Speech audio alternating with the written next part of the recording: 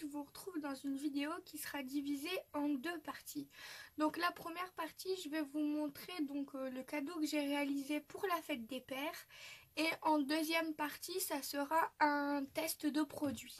Donc ce que j'ai réalisé pour la fête des pères, c'est un canvas. Donc en fait, c'est une toile à peindre pleine comme ceci. Donc la toile, je l'achète chez Action, c'est vendu en lot de 3 et ça fait 25 par 25, mais vous avez plusieurs tailles. Donc je vous la montre un peu plus en détail, je vais vous parler du fond. Donc tout d'abord, pour commencer, il vous faut appliquer un gesso. Donc moi, c'est celui-ci de chez Action, ça coûte de mémoire à peu près 3 € et les canvas vendus par 3 ça coûte à peu près 2 €. Je ne saurais pas vous dire les prix exacts, mais de toute façon c'est pas très cher chez Action, vous le savez très bien. Donc voilà le gesso, donc ça je l'applique en fond sur toute ma toile, enfin normal quoi, comme si que vous peigniez normalement, donc toute la surface. Ensuite, ce que je suis venue faire, c'est des petites gouttes. Donc pour cela, j'ai utilisé les fameux feutres de chez Action. Donc oui, j'ai eu la chance de tous les avoir d'un seul coup. Franchement, j'étais très contente quand je les ai trouvés parce que je désespérais, je pensais vraiment que j'allais pas les avoir. Et en fin de compte, si, donc on va les tester juste après, ce sera ça le test. Donc ensuite, pour ce que vous voyez, donc les sortes de taches noires, c'est un tampon de fond, donc celui-ci. Je vous l'avais présenté donc dans mon haul Wish, je l'avais acheté chez Wish, celui-ci. Voilà. Ensuite, j'espère que vous allez le voir, mais ici en dessous, sur le côté là, donc sur les deux côtés de la photo, il y a donc de la pâte de texture.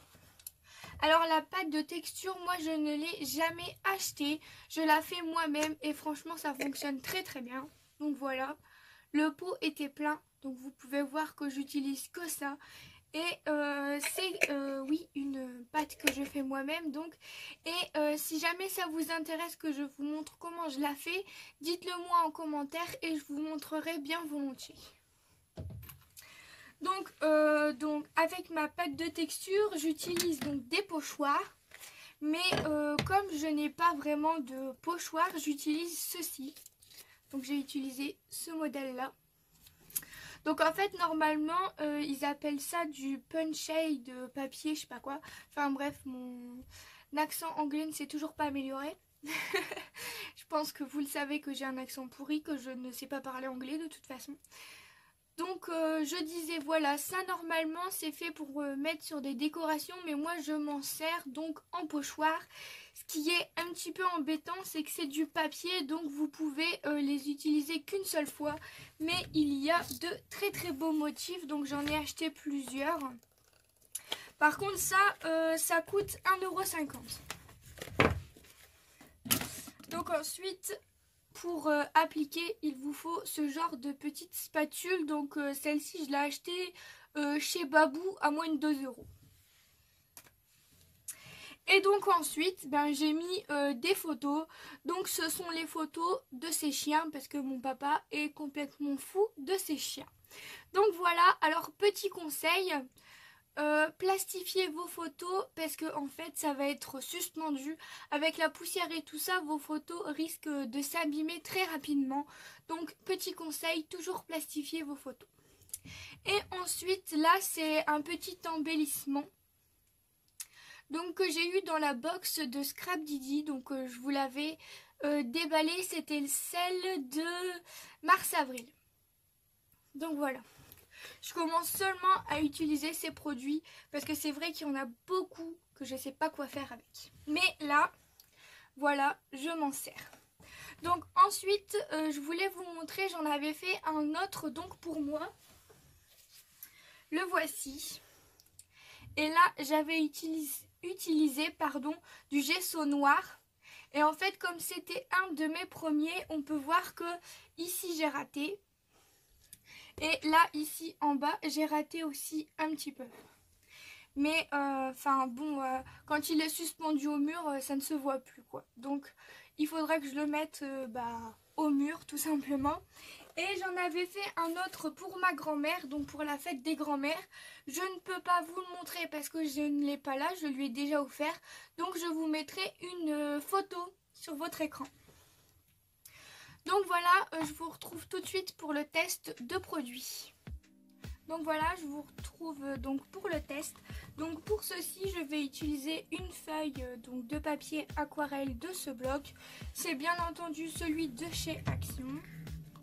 Donc c'est du 300 grammes, format A4. Vous avez 20 feuilles à l'intérieur et ça coûte moins de 2 €.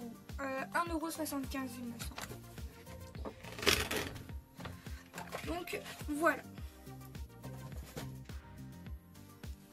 J'espère que ça ne va pas se casser le nez. Donc, vous allez avoir besoin d'un bloc acrylique. Donc, ce sont tout simplement les blocs que vous utilisez pour vos tampons, quoi, tout simplement. Donc là, je vais choisir une couleur. Je vais prendre du rouge. Tiens. Donc, ah oui, je voulais vous dire également. Il y a beaucoup de personnes qui confondent les aquamarqueurs et les twin marqueurs. Donc je vais vous montrer la différence. Donc déjà les twin marqueurs sont noirs, les aquamarqueurs sont blancs. De toute façon c'est indiqué dessus.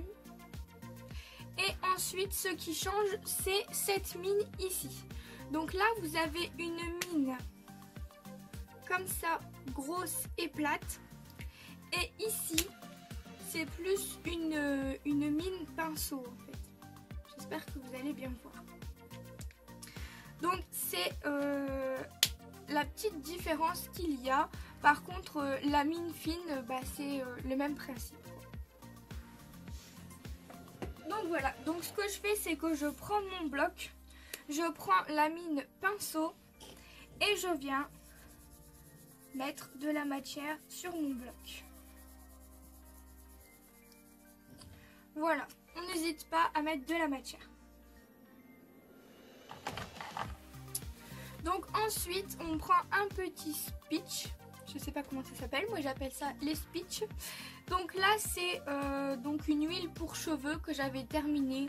J'ai récupéré le flacon, je l'ai nettoyé et je l'utilise comme ceci. Mais si vous avez d'autres supports, je vais dire, vous pouvez utiliser tout et n'importe quoi en fait. Donc on vient mettre un petit peu. Donc j'en enlève un peu parce que sinon ça va couler de partout.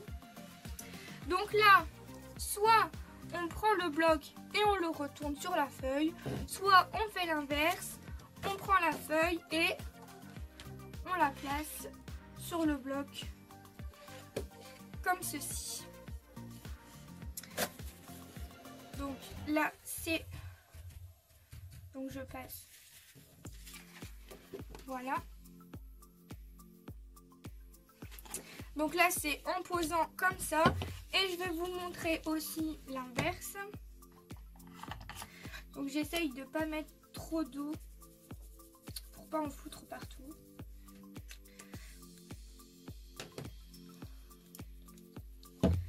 Mais mon speech, je dois vous dire que il est pas terrible en fait.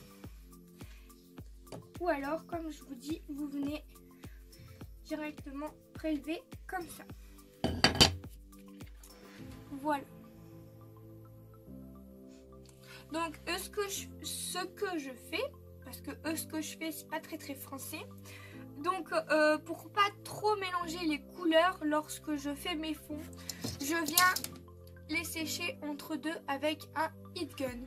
Donc pour ceux qui savent pas ce que c'est un heat gun, c'est tout simplement le pistolet chauffant. Je vais retirer ça parce que ça fait des reflets. Donc c'est tout simplement le pistolet chauffant qu'on utilise pour faire de l'embossage à chaud. Donc j'ai fait une vidéo sur l'embossage à chaud justement avec le kit de chez Action. Si ça vous intéresse, je vous mets le lien en barre d'infos. Donc je vous disais, si vous voulez mélanger des couleurs, toujours bien sécher entre deux, sinon vos couleurs vont pas se superposer mais se mélanger.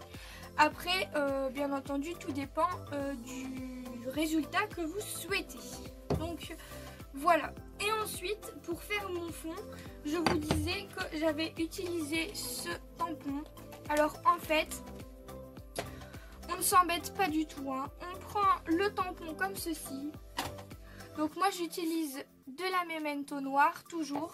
J'ai que celle-ci de toute façon, l'encre.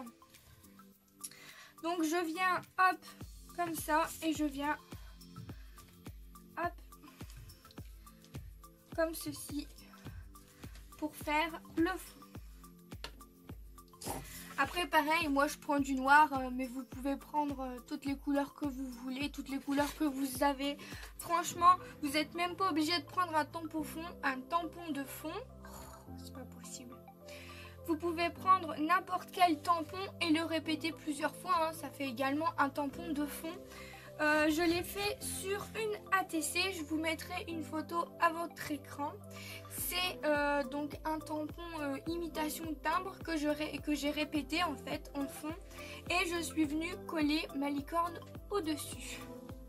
Donc voilà, c'est tout pour cette vidéo qui n'est pas très longue. J'espère qu'elle vous aura plu, que mon petit test aussi vous aura plu. Donc moi, bien entendu, je vous conseille d'acheter ces feutres. Je les trouve vraiment super. Mais voilà. Après, chacun son avis. Donc, comme je vous le disais, je vous laisse et je vous dis à bientôt dans une prochaine vidéo. Bye bye tout le monde.